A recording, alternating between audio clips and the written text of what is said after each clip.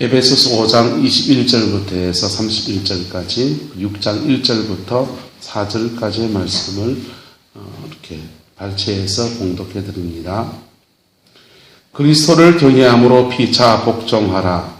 아내들이여 자기 남편에게 복종하기를 주께 하듯 하라. 이는 남편이 아내의 머리됨이 그리스도께서 교회의 머리됨과 같음이니 그가 바로 몸의 구주시니라. 그러므로 교회가 그리스도에게 하듯 아내들도 범사에 자기 남편에게 복종할지니라. 남편들아 아내 사랑하기를 그리스도께서 교회를 사랑하시고 그 교회를 위하여 자신을 주심같이 하라. 그러므로 사람이 부모를 떠나 그의 아내와 합하여 그 둘이 한 육체가 될지니. 자녀들아 6장 1절부터입니다. 자녀들아 주 안에서 너희 부모에게 순종하라. 이것이 옳으니라. 내 아버지와 어머니를 공경하라. 이것이 약속이 있는 첫 계명이니 이로써 내가 잘되고 땅에서 장수하리라. 또 아비들아 너희 자녀를 노엽게 하지 말고 오직 주의 교훈과 훈계로 양육하라. 아멘. 우리 집사람이 결혼하고 얼마 안 있을 때 일입니다. 경산에 살았더랬는데 어느 날 어머님이 전화가 온 겁니다. 전화가 와서 저희 모교에서 부흥회를 하는데 부흥회를 오라는 거예요. 꼭 들어야 된다는 거예요. 그래서 준엄하신 시 어머님의 명령을 받아서 아내와 제가 오랜만에 모교회를 방문했습니다. 교회에서 부흥회를 하고 있더라고요. 그래서 갔더니 설교를 하는데 저 사람이 너무 은혜를 많이 받고 왔어요. 너무 가슴에 벅찬 은혜를 많이 받고 스트레스가 다 풀리고 왔습니다. 근데 우리 어머님은 얼굴이 부르락 하신 거예요. 왜 그러냐 하면은 이 부흥강사 목사님이 첫째 날 저녁 때는 설교하시면서 이 시대의 며느리들이 다 혼나야 된다고 그냥 막 뭐라 한 겁니다. 그래서 며느리들을 막 뭐라 그랬어요. 그러니까 누가 지금 입에 그에 걸려요? 시어머니들이 입에 지금 귀에 걸린 겁니다. 그래가지고는 그 너무 은혜를 우리 어머님이 너무 은혜를 많이 받으셔가지고는 그래서 이 얘기는 꼭 누가 들어야 된다? 며느리가 들어야 된다. 그래 갔습니다. 저 사람은 그 시댁에 가면은 좀 긴장되는 거 있잖아요. 긴장한 마음으로 시댁교회를 갔습니다. 저는 목요일이니까 가서 또 친구들 만나고 오랜만에 선배도 만나고 저는 아주 마음이 편안합니다. 저 사람은 이 바짝 쫄아가지고 갔습니다. 그런데 그날은 딴 사람 조지는 날인 거예요. 그날은 시대가 바뀌었는데 시어머니들이 정신 차려야 된다고 그 얘기하는 날이었습니다. 두 사람이 이제 마음이 좀 펴기 시작하더니 입이 귀에 걸렸습니다.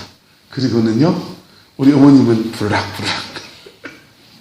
자, 오늘 시대에 참 풀기 어려운 숙제 가운데 한 가지가 바로 며느리와 또 시어머니와의 관계, 시댁과 관계들입니다. 여러분 중에 딸 가진 자녀들은 얘기 들으면 어떨까? 아들을 가진 자녀는 얘기 들으면 어떨까? 한번 생각해 봅니다. 여러분. 딸을 잘 키워서 시집을 보냈는데 시집살이 하면서 구박받고 막 딱 어려움을 겪고 여러분들이 겪었던 시집살이를 똑같이 겪는다면 여러분 좋겠습니까? 좋겠습니까? 여러분들은 시집살이가 좀 긴 분도 계시겠지만 옛날 분들은 벙어리 3년, 기머거리 3년, 그 다음 또 뭐죠? 당달 봉사 3년? 대충 9년 채우고 버티기로 1년 더 채우면 10년 채우면 어르신들 대부분 돌아가셨어요. 어르신들 대부분 돌아가셨는데 지금은 한번 시집살이에 덫에 들어가면 늪에 들어가면 빠져나올 수 없는 헤어나올 수 없는 늪처럼 김무성 권사님 시어오신 거 몇 년 차? 장장 30년 차 지금 꿋꿋하게 살아서 오늘도 예배드리고 있습니다. 시대가 이렇게 달라지고 그 다음에 인간의 수명이 이렇게 늘어나면서 제가 보니까 권사님이 어머님 몇인 게 아니고 어머님이 권사님 몇이는 것 같은데 그죠? 보니까 자 그렇게 인간관계의 구조가 옛날하고 다른 시대를 살아갑니다. 그런 속에서 우리가 주님 믿는 사람이 예수 믿는 사람이 어떻게 살아가야 하느냐라는 것입니다. 어떻게 며느리와의 관계를 가져야 되고 시어른들과의 관계를 가져야 되느냐라고 하는 것입니다. 할렐루야. 여기서 마음이 불편하신 분이 혹시 생길지 모르겠습니다. 그냥 용서하시고 들으시길 바라고 또 그 속에서 하나님이 내게 준 교훈이 있으면 그거 잘 붙들고서 가정 안에서 축복으로 만들어 가시기를 주님의 이름으로 축복합니다. 오늘 성경은 모든 인간관계, 특별히 가족관계의 원칙이 되는 말씀을 5장 21절에 선포하고 있습니다. 뭐라고 말합니까? 같이 읽어보자. 시작. 그리스도를 경외함으로 피차 복종하라. 여러분 무엇을 복종하라고요? 피차 복종하라. 이게 에베소서에 나오는 부모와 자식, 남편과 아내, 주인과 종까지, 요즘은 주인과 종은 없으니까 어쨌든 그 당시에 한 가족 구성원 안에 살아가는 모든 사람들에게 주는 대원칙의 말씀입니다. 그리스도를 경외함으로 피차 뭐라고요? 복종하라라는 것입니다. 옛날에 이 성경이 쓰여질 당시에 가족 구성원을 보면요, 부모와 자식이 함께 삽니다. 그리고 자녀들이 함께 삽니다. 또요, 누가 함께 사느냐? 종이 함께 살아요. 옛날에 한 50년 전에 생각해 보세요. 모성들이 집에 같이 삽니까? 따로 삽니까? 같이 살잖아요. 그래서 종이 함께 사는 거예요. 그래서 이런 가족 구성원을 데리고서 살아가는 사람들이 어떻게 아름답게 덕스러운 가정을 이뤄갈 수 있는가라는 말씀에 선언적인 말씀이 바로 21절의 말씀입니다. 다시 읽고 시작. 그리스도를 경외함으로 피차 복종하라. 자, 혼자 복종하라고요? 어떻게 복종하라고요? 피차 복종하라. 이게 주님을 경외하는 사람들이 살아가는 삶의 원칙이라는 것입니다. 할렐루야. 사람들이 피차 서로 수그려서 복종하라는 것입니다. 서로 수그려서 복종하는데 남편은 어떻게 복종하고 남편은 아내를 사랑하고 아내는 남편에게 뭐하고 복종하고 순종하는데 그리스도의 마치 그 뒷부분을 제가 올려놓지 않았지만 교회가 그리스도에게 순종하듯이 남편에게 순종을 하고 남편은 아내를 그리스도께서 교회를 사랑해서 자신을 주셨던 것처럼 그렇게 사랑하고 이렇게 말하는 겁니다. 부모와 자식 관계는요, 부모는 자식에게 어떻게 하고요? 자식에게 주님의 교훈과 훈계로서 양육을 하고 자녀는요, 너희 부모에게 뭐하라? 순종하고 공경하라. 이렇게 기록되어 있는 것이죠. 주인과 종에게는요, 윤석임처럼 하지 말고 주인은 주인대로 종은 종대로 둘 다 사실은 뭐하라는 겁니까? 피차 뭐하라고? 복종하라라는 겁니다. 왜요? 우리에게 누가 있기 때문에? 주님이 있기 때문에. 우리 위에도 누가 권위가 있다고요? 없다고요? 있어요. 우리 위에도 권위가 있어요. 그래서 주님이 준 권위 아래서 우리가 서로가 서로에게 숙여서 복종할 줄 알 때에 하나님은 그곳에 놀라운 은혜와 사랑과 복주심의 역사를 풀어주시는 겁니다. 할렐루야. 이 은혜가 저와 여러분 가정과 삶에 이루어지게 되기를 예수님의 이름으로 축복합니다. 이것은 굉장히 인격적이고 수평적인 관계를 가지라는 말이에요. 여러분, 사람과의 관계를 가질 때에 마치 물건 대하듯이 사람을 대하는 사람들이 있습니다. 필요하면 그 물건 쓰고 필요 없으면 갖다 버려버리는. 직장에서도 필요하면 이 사람을 쓰고 필요 없으면 이 사람을 잘라버리는 그런 면들이 있지 않습니까? 근데 가정 안에서도 필요한 사람, 필요 없는 사람이라고 대하는 그런 경우들이 있다는 겁니다. 특별히 누구와의 관계에서, 가정 안에서 누구하고 지금 우리나라에 이 문제가 생기고 있냐 하면 고부간의 문제에서 생기고 있는 거예요. 여러분, 여러분의 자녀들한테는 필요하면 쓰고 필요 없으면 갖다 버리고 합니까? 여러분의 신랑한테는 필요하면 쓰고 필요 없으면 갖다 버리고 합니까? 그것도 자기가 선택한 거고 언약을 맺은 관계이기 때문에 엔간하면 데리고 살잖아요. 그죠? 저도 살고 있습니다. 그런데 누구한테 우리가 이렇게 대하느냐? 누구한테? 들어온 식구한테 이렇게 대한다. 그게 사위가 될 때도 있고 또 그게 누가 될 때도 있고 며느리가 될 때도 있고. 들어온 식구한테는 마치 물건을 대하듯이 우리 집에 와서 네가 한 끼 먹어 부터 시작해서 필요한 사람, 필요 없는 사람으로 사람을 그렇게 대한다. 직장에서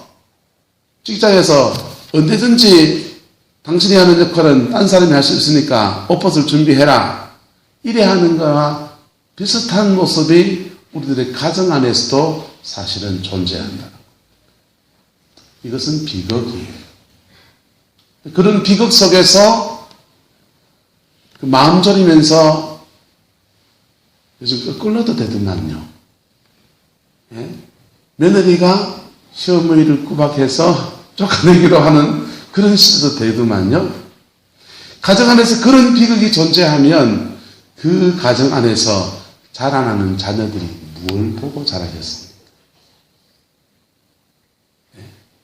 무엇을 보고 자라날 것이며 그 불안한 마음을 가지고서 내 손주를 키우는 며느리가 무슨 행복함이 있어서 그 행복이 전념되어서 자녀들을 반듯하게 길러내고 그러겠습니까?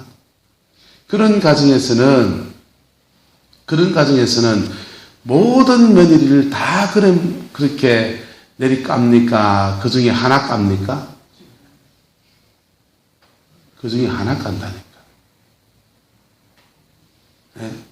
첫째는 첫째라고 못 가고, 둘째는 둘째라고 못 하고, 셋째는 셋째라고 못 하다가, 하나 걸린 거한테 그 우리 까버린다. 그런 가정에서는 형제 간의 사이가 좋을까요? 나쁠까요? 나빠지게 된다.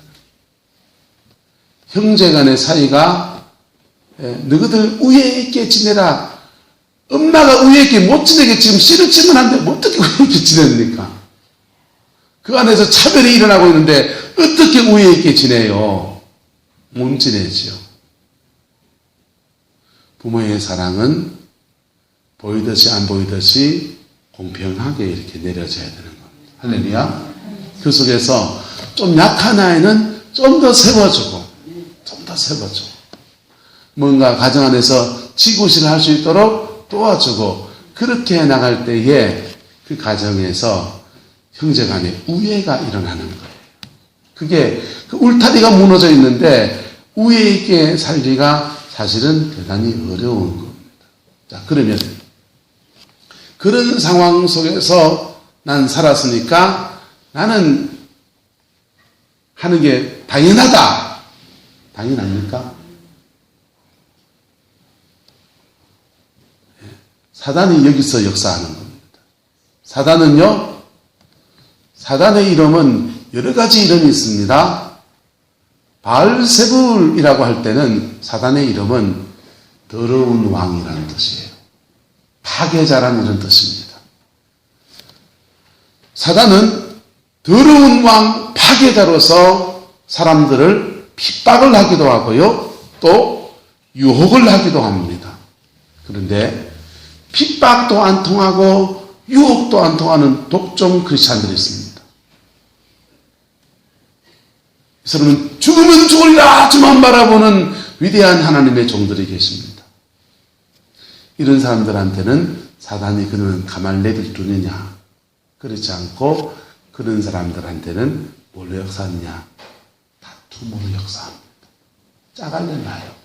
그래서 사단의 성경에 나온 사단의 이름 가운데 또 하나의 이름은 디아볼로스라는 이름입니다.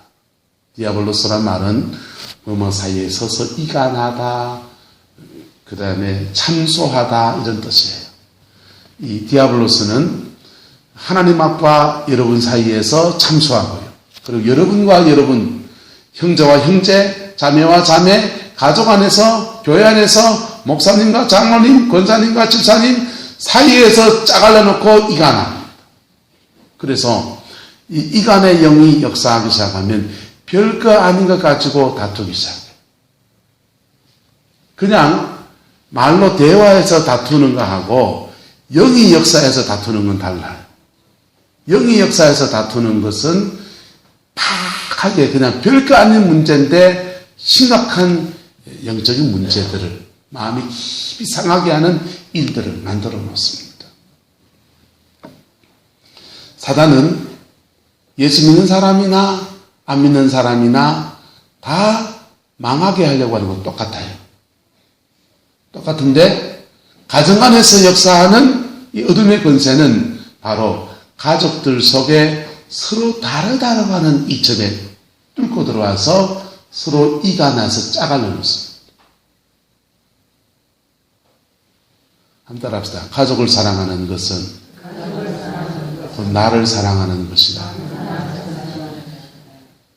사도 바울은 말하기를 남편을 사랑하는 것은 곧 누구를 사랑하는 거다? 자기를 사랑하는 거다 그랬어요. 왜? 남편을 사랑하면 사랑을 받은 사람이 마음에 마진이 생기고 기쁨이 생기면 한 번 더 안아주나요? 더 안아주지 않나요? 한 번 더 안아주고 마음 써주기 때문에 남편을 사랑하는 것은 돌아오는 것이 있어요. 그래서 곧 자기를 사랑하는 것과 같아요. 근데 좀 넓게 확장하면 가족도 똑같아요. 가족을 사랑하는 것은 곧 누구를 사랑하는 거라고요? 자기를 사랑하는 거라고요. 여러분, 구박받은 며느리가 열받아가지고 남편을 휘어잡고서 한번 시어머니하고 결사항전을 한번 하면 어떻게 되는 생깁니까? 갈라서내 만회하고 덤벼들고 하면요, 아들 입장에서는 곤욕스럽지만 엄마와의 관계를 정리해야 돼요. 왜? 내 가정 깨서 내 자식들 그냥 꼰 아이들 키우듯이 그래 키울 수 없잖아요. 맞아요, 안 맞아요? 방역지 어르신 맞습니다. 부모하고 정리하는 게 나아요? 마누라하고 정리해서 아들 고아를 만들기 나아요? 그럼 부모가 정리해야 돼요. 그래서 한번 따라합시다. 가족을 사랑하는 것은 나를 사랑하는 것이다. 할렐루야. 그래서 가족을 사랑하면 돌아오는 것이 있어요, 없어요? 궁극적으로 돌아오는 게 있다니까. 그래서 자기를 사랑하는 것. 며느리를 사랑하는 것은 내 아들을 사랑하게 되는 거고요. 내 손주 사랑하게 되는 겁니다. 할렐루야. 그래서 그러면 여기에서 딜레마가 생겨요. 미운 걸 어떻게 해요? 미운 걸 어떻게 해? 잘 키운 내 아들 데리고 가가지고는 아들 제대로 안 챙기려는 것 같고 내 손주 제대로 안 챙기려는 것 같은 거 미운 걸 어떻게 하냔 말이야. 열심히 길러놓은 내 딸 데리고 가서는 맞벌이 시키고 온갖 고생시키고는 그리고는 심지어 주먹질까지 하는 그런 사유인데 어떻게 해? 미운 걸 어떻게 하냔 말이야. 여러분 미운 거 맞지요? 미운 거. 김보성 것은 시집도 안 보내고 장가도 안 보내고 뭐 고개를 끄덕끄덕 합니까 지금? 누구 보고 고개를 끄덕끄덕 하는 겁니까 지금? 자, 미분 거는 미분 거라니까. 미분 거는 어떻게 뛰어넘어야 되느냐 말이에요. 여러분, 그래서 십자가의 은혜가 필요한 겁니다. 할렐루야. 십자가의 그 은혜가 필요한 거예요. 여러분, 벙어리 3년, 귀머거리 3년, 뭐 3년 해가지고 10년 버티는 거는 아직 그 악으로 깡으로 버티지만은 30년을 참아가면서 40년을 참아가면서 같이 늙어가는 처지에 시어머니와 며느리 사이가 존재한다니까. 그 속에서 그리스도를 경외함으로 피차 뭐 하라고요? 복종하라. 이 말씀을 이루어가는 것은 사실은 어려운 겁니다. 사실은 어려운 것입니다. 근데 그 사실은 어려운 그 길을 뛰어넘은 사람들은 하나님으로부터 어마어마한 복을 받는 거예요. 네? 하나님으로부터 어마어마한 복을 받는 거예요. 왜냐? 복은 누가 주시는 거니까? 하나님이 주시는 거니까. 네가 네 인생 열심히 살아온 그것을 축복해서 하나님이 위에서부터 큰 상을 그에게 안겨주시는 겁니다. 할렐루야. 그런 은혜가 저와 여러분들에게 있기를 주님의 이름으로 축복합니다. 그래서 이 원리를 아는 사람들은 내 자녀가 나를 뛰어넘어 갈 수 있도록 자기를 낮추어 준다. 김해 있는 제가 좋아하는 참적인 고마운 분이죠. 김 목사님은 어떻게 하다 보니까 첫 번째 아내가 아기를 놓다가 죽어 돌아가셨어요. 두 번째 아내가 위암에 걸려서 딸 둘을 남겨두고 돌아가신 거예요. 장로님이 있었습니다. 딸 둘을 아내를 보내고 재혼을 하게 되는데 재혼한 아내가 당신 신학해라 이런 거예요.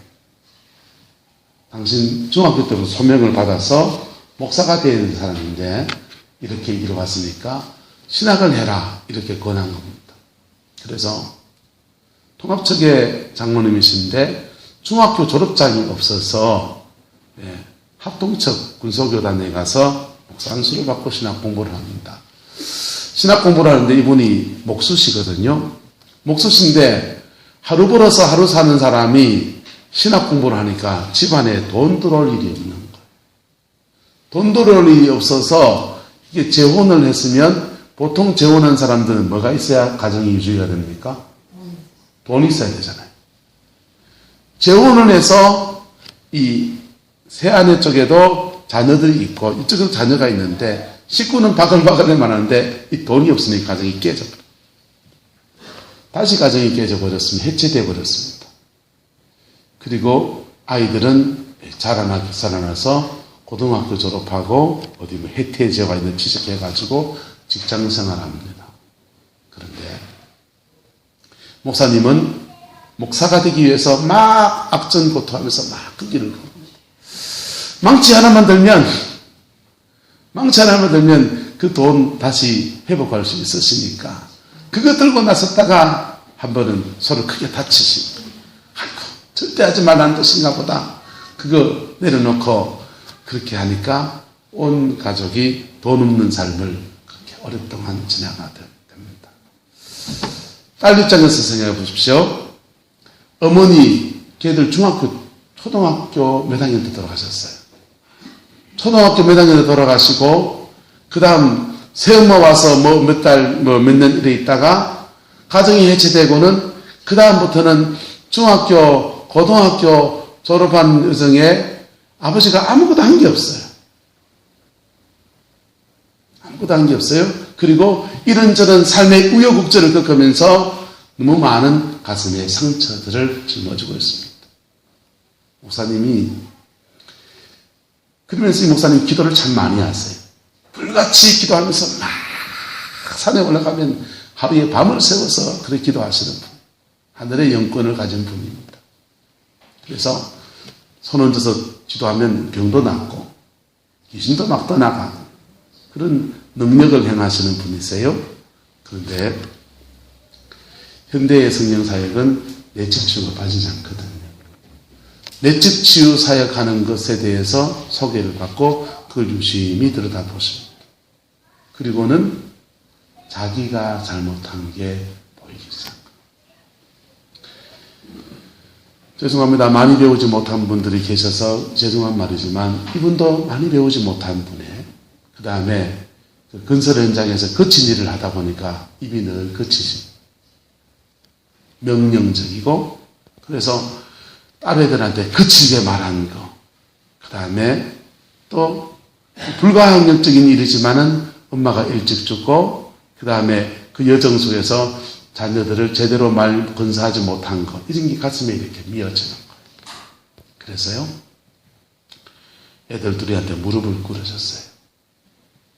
애들 둘이한테 무릎을 꿇고는 아버지가 잘못했다.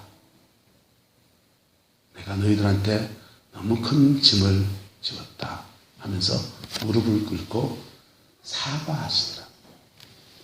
여러분, 그게 부모로서 상당히 어려운 일입니까? 쉬운 겁니까? 어려운 일이죠. 그런데 그 어려운 일을 왜 하는 겁니까? 그런 반감과 아픔과 상처 속에서 그 아이들이 자라나고 또 자라나고 또 자라나면 그 아이들이 하나님의 복 안에 거하기가 쉬울까요? 어려울까요? 어렵습니다.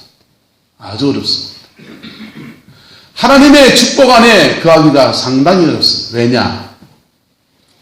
그 속에서 받은 상처, 우리 아버지는, 우리 어머니는 왜 그랬을까? 나한테 왜 그랬을까? 난 왜 이럴까? 이런 한을 가지고 있는 사람들이 인생에서 큰 은혜를 못 받아요.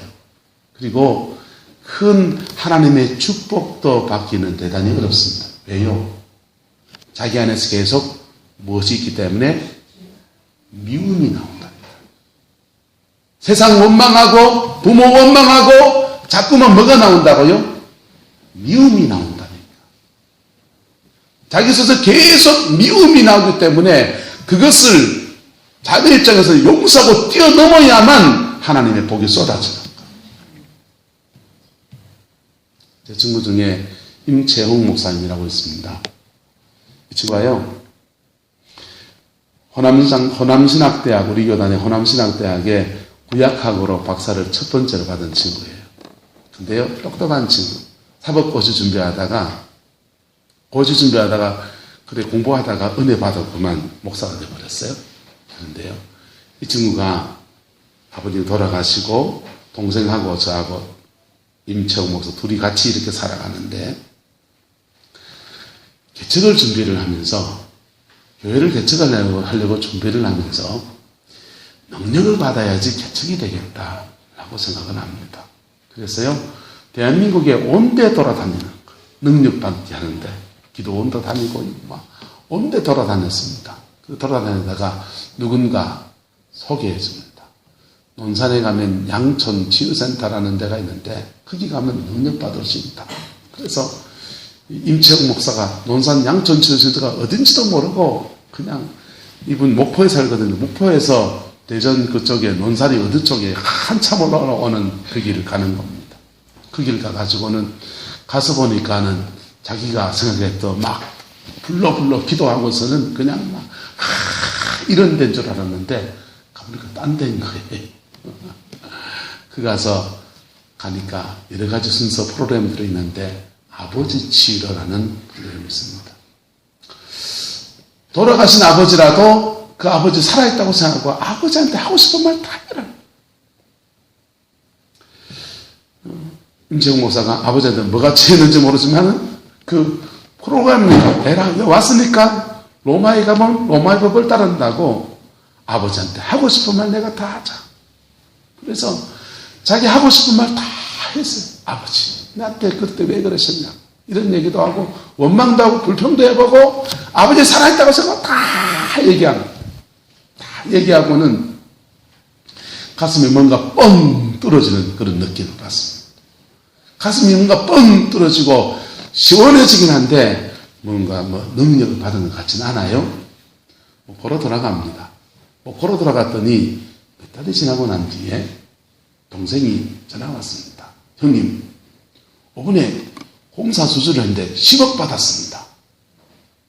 형님, 교회 개척하셔야 된다면서요. 제가 1억 드리겠습니다. 얼마요? 네. 이 친구는 저 만나면 그의 감정을 지금 못이 박히더라고요. 그 남의 감정을 외워버렸어요. 논산 양전수유센터 가서 아버지 용서하는 시간 가졌더니 뭐 아버지가 무슨 상처 줬는지 얘기는 안 했어요. 어쨌든 아버지 용서하고 아버지를 뛰어넘어서 하나님 앞에 딱 서는 시간 가졌더니 놀랍게도 주님이 그의 삶의 가장 중요한 숙제 중에 한 개를 탁 풀어주시더라. 할렐루야. 여러분 자녀들이 복받기를 축복합니다. 그거 뛰어넘는 턱을 좀 낮춰주는 게 뭐냐? 자녀에게 사과하는 거예요. 뭐 하는 거라고요?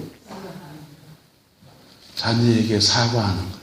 진솔하게 지나온 삶의 여정 속에서 살아온 삶들을 가지고 자녀들에게 미안한 건 미안하다고 사과하는 거예요. 자존심이 꺾이지요.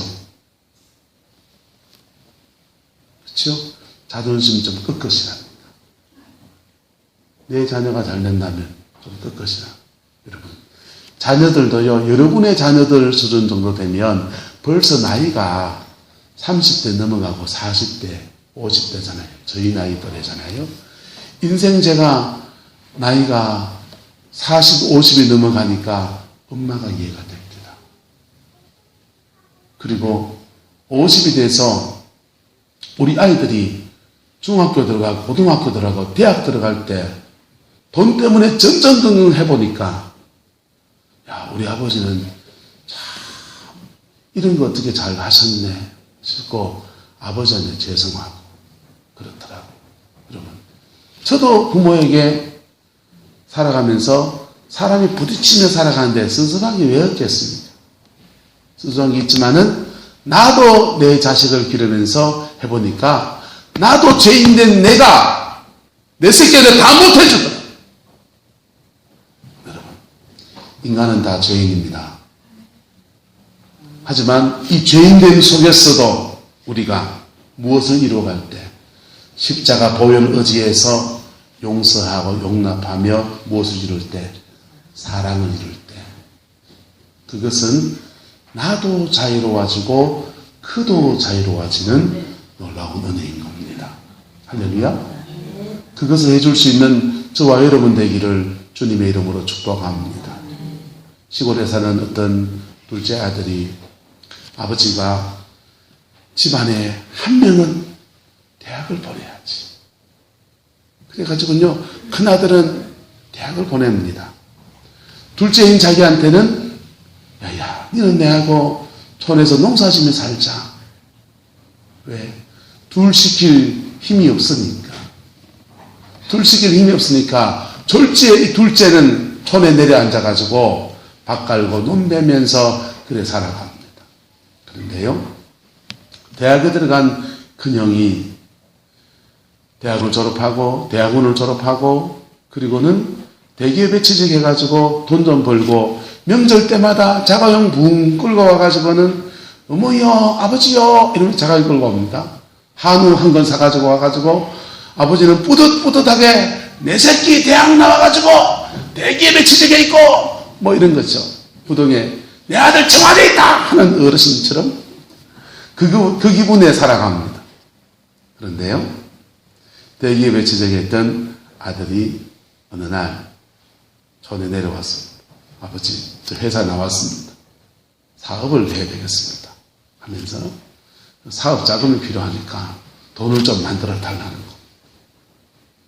그래서 촌에 뭐 돈이 뭐 있습니까? 여러분, 시골에 어숙군사님 뭐 집이 여기 구룡포에 세채에 딱 하시던데, 예, 밭에 하나 있고 집에 사는 집 하나 있고 산 위에 집이 하나 있다면서요. 그거 다 팔아도 서울 가면 전세 하나 못 얻습니다. 촌에 그거 돈 다 해봐야 하는데 그게 뭐 돈이 됩니까? 근데 그거 막 잡히고 뭐 팔고 이래가지고는요, 문정 땅 막 잡혀가지고는, 그 이제 잡혀가지고는 사업장을 다 밀어줬습니다. 큰아들만 믿어.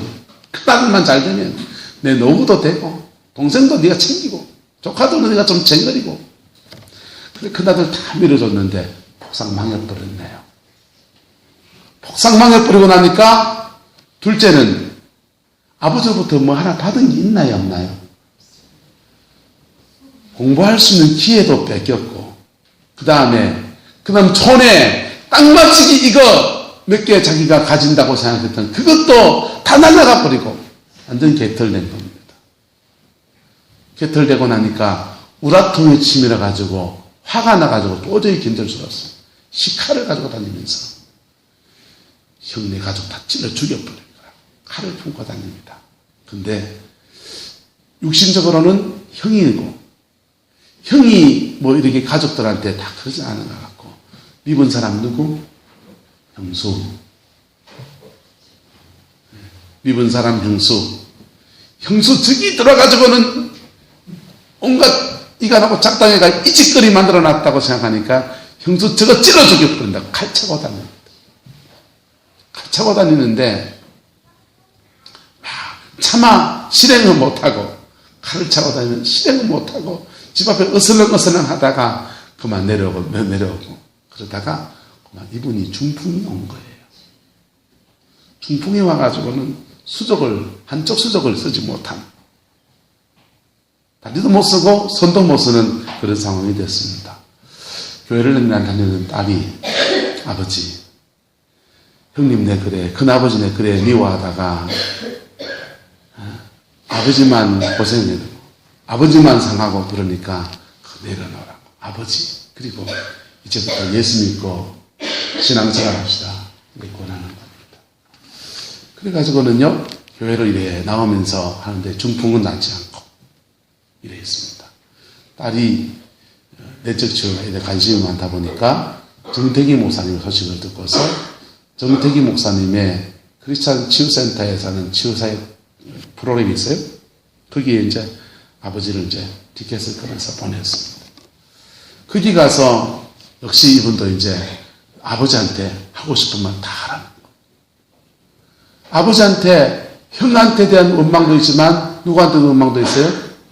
아버지한테도 원망이잖아요. 왜 자식을 둘이가 있는데 공평하게 사랑해야지. 왜 나는 이렇게 공부도 안 시키고, 그리고는 결정할 때, 재산 정리할 때 결정할 때 자기는 쏙 빼버리고 형하고 다 해가지고 문정 따위고 다 넘겨버리고 난리 나누고 나는 왜 이래 되냐고. 그 원망스러운 마음을 돌아가신 아버지 살아있다고 생각하고 막 말하는 겁니다. 아버지 그때 왜 그랬냐고. 아버지 그때 왜 그랬냐고. 얘기합니다. 말하다 보니까 자기도 모르게요. 아버지 그때 왜 그랬냐고. 아버지 그때 왜 그러셨냐고 하는데 이게 막 손이 막 덜덜 떨리는. 그래가지고 막 흥분해가지고 아버지 그때 왜 그러신다고 하다 보니까 이게 풀려버렸어요. 혼매 손이 돌아가네. 이분이요, 갑자기 중풍이 풀려버리니까 아버지 그때 왜 그랬냐고 하다가 혼매 손이 돌아가네요. 여러분, 이 손에 남아서 농사지며 평생을 살아왔던 이 어르신은 무엇 때문에 묶인 겁니까? 미움 때문에 묶인 거랍니까? 미움 때문에 사단이 그걸 결박해놓은 거예요. 형은요, 형대로의 묶임이 있는 거죠. 사단은 이렇게 부모와 자식 관계 사이에서 가해자와 피해자를 만들어놔서 서로 미워하도록 묶어놨다. 그래서 서로 망하는 거예요. 따라 푸는 사람만 풀린다. 이럴 때 푸는 사람만 풀린다. 자식이 풀어버리면 자식만 풀리는 거예요. 근데 서로 풀면요, 서로 풀면 이 가족 전체에 하나님의 큰 복이 쏟아지는 거예요. 사단의 결박이 끊어지는 거예요. 할렐루야. 이 은혜가 있기를 축복합니다. 그거 자식이 풀 수 있도록 내가 좀 낮춰주는 거예요. 그게 믿음의 사람의 여정입니다. 여러분, 예수님의 십자가는 너무나 위대합니다. 그러나 그 십자가가 우리의 삶에 꽂혀지고 적용되어지기 위해서는 우리 속에서 내 마음을 주께 고백하고 또 내 때문에 상처받은 사람을 용서하고 용납하는 화해의 역사가 필요한 겁니다. 복음이 여러분의 삶에 적용되어지기를 축복합니다. 십자가에 피 뿌린 복음이 2000년 전에 그 흘린 보혈의 능력이 나의 삶에 적용되지 아니하면 2000년 전에 흘린 그분의 희생일 뿐이에요. 그 피가 내 삶에 적용되어질 때에 우리의 삶에는 하나님이 구원도 주시고 은혜도 주시고 회복도 주시고 치유도 주시고 풍성케 복으로 일구어 가시는 하나님의 역사가 이루어지는 겁니다. 이것이 여러분의 가족의 이야기가 되기를 주님의 이름으로 축복합니다. 여러분의 자녀들의 스토리가 되기를 예수님의 이름으로 축원합니다. 그러기 위해서 뭐 하면 되느냐? 낮춰주시라니까. 뭐 해주라고요? 낮춰주라니까. 그거 뛰어넘을 수 있게 조금 낮춰주라니까. 예? 여러분 자녀들 중에 부모 원망하며 지금도 사랑하는 자녀 있습니까? 원인이 있다고요. 그 자녀의 입장에서는 부모를 원망하는 그 원인이 있다고요. 부모 입장에서는 가를 그래 할 만한 원인이 있어요, 없어요? 하는 짓이 미운데 어떡해? 하는 짓마다 사고 치는데 부모 입장에서 걔가 원인이 있고 자녀 입장에서는 또 그 부모에 대해서 원망할 만한 이유가 있다고. 그 두 가지를 십자가 앞에 함께 내놓는 겁니다. 할렐루야. 십자가 앞에 함께 내놓을 때에 서로 풀어지는 놀라운 역사가 일어나게 되는 거예요. 이게 복음이 우리의 삶에 적용되어지는 겁니다. 여러분의 삶에 적용되어지기를 축복합니다. 근데 한쪽이 안 풀고 있으면 나라도 풀려야 될 거 아니에요. 그렇잖아요? 이분이 안 풀고 있는데 이분 몫이고 나는 풀려야 될 거 아니에요. 네? 그러면 어떻게 됩니까? 십자가 밑에 나라도 가지고 나가버려요. 할렐루야? 그럴 때에 하늘에서 풀리고 땅에서 풀어지는 놀라운 역사가 일어나게 되는 겁니다. 여러분, 무당들이 하는 굿 가운데 살풀이라는 굿이 있습니다. 살풀이가 뭡니까? 살을 풀어준다라는 거예요. 살이 뭐예요? 원한, 저주 이런 것을 살이라고 하고 그걸 풀어주는 것을 풀이라고 해요. 그래서 살풀이 굿이지요. 그런데 진짜 살을 푸는 것은 보혈의 능력인 겁니다. 할렐루야. 진짜 인생에 묶인 그 살을 푸는 것은 십자가의 능력인 거예요. 예수 안에서 예수 살풀이가 우리 안에 일어나야 돼. 대한민국 가정마다 예수 살풀이가 일어나야 되는 거예요. 대한민국 기업마다 노조 투쟁하고 탄압하고 그런 속에서도 예수 살풀이가 일어나야 되는 거예요. 그래야 민족이 사는 겁니다. 사단은 서로 싸우게 해놓고요, 팔짱 끼고 앉아가지고 이래 보고 있습니다. 사단은요, 안 믿는 사람이나 믿는 사람이나 잘 되는 꼴을 못 본다니까요. 그래서 둘이 이간시켜놓고 디아볼로스, 분리시키는 영으로 싹싸움 시켜놓고 팔짱 끼고 앉아있습니다. 성경은 말하기를 피차 물고 물리면 피차 말까? 멸망할까? 주의하라. 여러분의 가정에 이것이 축복으로 적용되어지기를 주님의 이름으로 축복합니다. 옆 사람 얘기합시다. 나는 나라도 풀 거다. 기도하겠습니다. 사랑과 은혜가 많으신 아버지 하나님, 5월 가정의 달을 맞이해서 우리들의 가정의 아픔들을 하나님 앞에 고백한 은혜를 구하며 나갑니다. 주님, 가족들과의 관계 속에서 마치 물건 대하듯이 없어져 되는 사람처럼, 투명인간처럼 그렇게 살아가는 사람이 있다면 주님, 십자가 보혈의 피가 그 심령 속에 뿌려지게 축복하여 주시옵소서. 그래서 용서를 배울 수 있게 하시고 용납을 배울 수 있게 하시고 보혈 앞에 서는 것을 배워서 피차간의 회복과 치유와 풀어짐의 역사가 일어날 수 있게 성령님께서 역사해 주시옵소서. 이 시간 주의 영이 운행하여 주옵소서. 이 시간 주의 성령이 운행하여 주셔서 아버지의 사랑, 견딜 수 없는 그 아버지의 사랑, 아들을 내어주기까지 우리를 회복시키고자 하시는 그 아버지의 사랑, 그의 마음에도 임재해 주시고 생각에도 임재해 주시고 그의 삶에도 임재해 주셔서 막힌 문제가 풀어지게 하옵시고 막힌 육체가 열려지게 하옵시고 막힌 정신이 온전해지게 하옵시고 오직 주님의 은혜만 가득할 수 있게 우리 하나님 역사하여 주옵소서. 주께서 함께해 주시길 원합니다. 예수님의 이름으로 축복하며 기도드리옵나이다.